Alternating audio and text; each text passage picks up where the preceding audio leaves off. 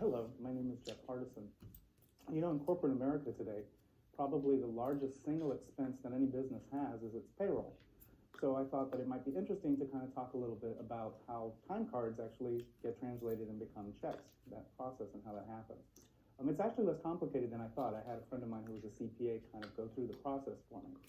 What usually happens in the beginning is that you have an individual who will fill out a time card, and then that time card has to be taken to be approved by somebody who has the authority to do so, typically the supervisor of whatever corporation or business or unit that we're talking about. After that, then, the time card gets submitted into the accounting department. Now, what the accounting department does at this point is they take the card and then they pull up what they have on the computer. Typically nowadays they use computer.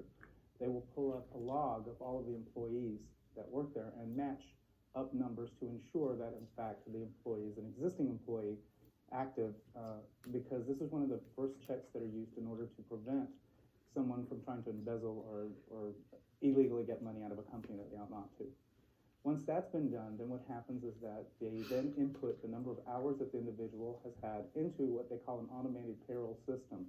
So they pull up specifically a kind of program, a computer program, that you then feed in that employee's number with the hours. And what's really nice about the computer programs is that it will automatically do all of the tax work for you. It will do the federal tax, it will do the state tax, it'll take care of annual leave, sick leave, it will divide all of that up. And also if you have situations where perhaps a corporation does different jobs, it will begin to actually compartmentalize which jobs were done by that individual. The reason that's so much nicer now in computers that in the days before computers that actually all had to be figured by hand. You can imagine how much time that would have taken for someone to have to do manual. Once that's been done, then you're basically pretty much ready to go and start printing the checks. What you then do once the information, as I said, has been input, is you then go through and do what's called a first edit. And what that is that you go back and check to ensure that the information you've inputted actually matches what is supposed to be there so that you haven't done something in error.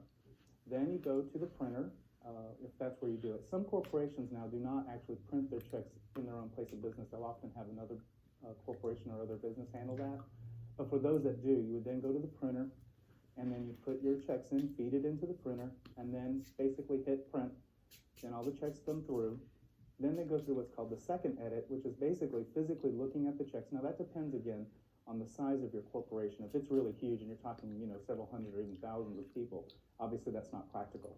But if it's a smaller corporation or business and you can actually do that, they'll do what's called the second check, which is to ensure that every check that's been printed was in fact a check that needed to be or matches up to what all of the employees have done.